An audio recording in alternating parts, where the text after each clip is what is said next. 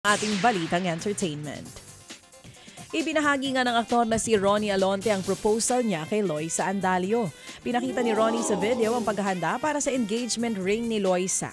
Siya mismo ang pumili ng disenyo para sa singsing kung saan naka-engrave ang initials na 11/26 ang date kung kailan naging sila. Nang mag-propose ang aktor, inimbitahan niya si Loisa na manood ng preview ng kanilang vlog. Pero nagulat siya nang biglang lumabas ang text na, "Will you marry me?" sa TV. Naiyak nga si Loisa bago pa man lumuhod si Ronnie. Matamis na yes naman po ang sagot ng aktres. 9 years na pong magkarelasyon ng dalawa. Ang biro ni Loisa, effective daw yung kanyang parinig. It's about time, no? Ilang taon na ba itong dalawang? 26? Mga ganyan, boy? Oo naman, kung kaya na. Why not? Tuloy nyo na yan.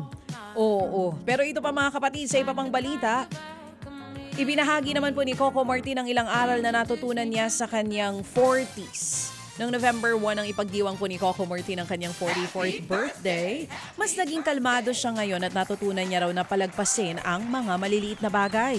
Natutunan rin daw si Coco na humindi para bigyan ng prioridad ang mga bagay na mas importante sa kanya. Alam niya na rin daw kung paano magtira para sa kanyang sarili.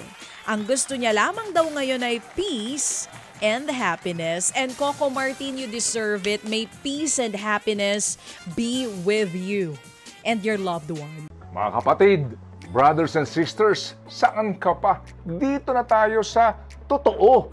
Dito na tayo sa True FM. Mga kapatid, mag-subscribe and follow po kayo sa social media accounts ng True Network PH. Yan po kami, hanapin nyo lang True Network PH, Facebook, Instagram, YouTube, TikTok, and podcast. Mapa Apple or Spotify man yan, mahahanap nyo kami. Lahat ng mga napapanood at napapakinggan nyo po sa programa, nasa social media accounts namin yan. So paano mga kapatid? See you sa social media!